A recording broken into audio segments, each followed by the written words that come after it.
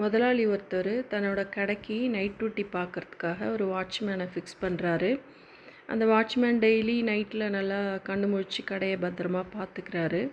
ஒரு நாள் அவர் கனவு கண்டுட்டு முதலாளிகிட்ட சொல்கிறாரு, முதலாளி இன்றைக்கி ஊருக்கு போகாதீங்க, அந்த பாலம் உடஞ்சி விழுற மாதிரி கனவு கண்டேன், அதனால் போகாதீங்க அப்படின்ட்டு சொல்கிறாரு. நாளைக்கு போகலாம் முதலாளி, தயவு செஞ்சு இன்றைக்கி போகாதீங்க, கெட்ட கனவாக இருக்குது அப்படின்ட்டு.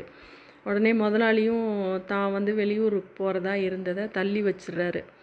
வாட்ச்மேன் சொல்கிறானே சரி ஏதோ அபசகுனம் மாதிரி அப்படின்னு சொல்லிட்டு தள்ளி வச்சிடுறாரு. அதே மாதிரி அன்னைக்கு பார்த்தா பாலத்துலேருந்து ஒரு பஸ்ஸு கவிழ்ந்து விழுந்துருது. ரொம்ப அப்புறம் அந்த வாட்ச்மேனை கூப்பிட்டு ரொம்ப அப்ரிஷியேட் பண்ணுறாரு. நீ சொன்ன அதே மாதிரி நடந்துடுச்சு, நல்ல வேளை என் உயிரை காப்பாற்றினேன் அப்படின்னு சொல்லிட்டு ரொம்ப சந்தோஷமாக அவன்கிட்ட பேசிகிட்ருக்காரு.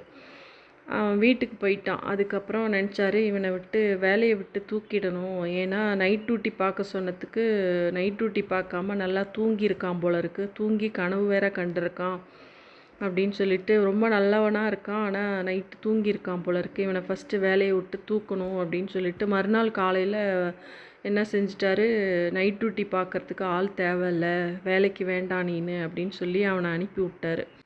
என்ன தான் வேலை செய்கிறவங்க முதலாளிக்கிட்ட நேர்மையாகவும் பாசமாகவும் நடந்துக்கிட்டாலும், 7-8 மணி நேரம் வேலை செஞ்சாலும், ஒரு 5 நிமிஷம் தூங்கிட்டாலோ இல்லை வேலை நேரத்தில் வேறு ஏதாவது செஞ்சிட்டாலோ அவங்க தான் ஃபஸ்ட்டு முதலாளிக்கிட்ட மாட்டிப்பாங்க.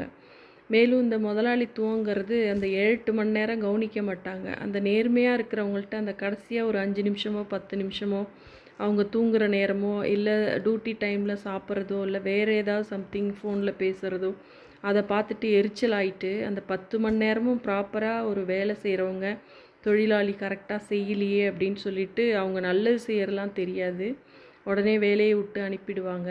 எப்போவுமே இந்த உலகத்தில் நல்லவங்களாக இருக்கிறது ரொம்ப கஷ்டம். ஆனால் எல்லா இடத்துலையும் தொடர்ந்து எல்லாருக்கும் பிடிச்ச மாதிரி நல்லவங்களாக வாழ்கிறது நமக்கே சில நேரத்தில் வச்சிரும்.